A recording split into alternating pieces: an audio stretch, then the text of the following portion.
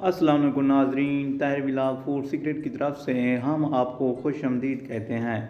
आज हम एक नई वीडियो के साथ और नई रेसिपी के साथ हाज़िर हुए हैं। हम उम्मीद करते हैं कि आपको ये वीडियो भी पसंद आएगी। ये वीडियो चाइनीज़ चावल के नाम से मशहूर है। आप इस वीडियो में देखेंगे कि चाइनीज़ चावल तैयार होने के बाद कितने मुनफरद, टेस्टी और लजीज होते हैं। आप इस वीडियो में देखें। नाजरीन, अगर आपको ये वीडियो पसंद आए तो सबसे पहले मेरे चैनल को सब्सक्राइब करें, लाइक करें और दोस्तों तक शेयर करें, ताकि आपको इस तरह की मुनफरद वीडियो फराहम करते रहें। आपकी मोहब्बतों का बहुत बहुत शुक्रिया।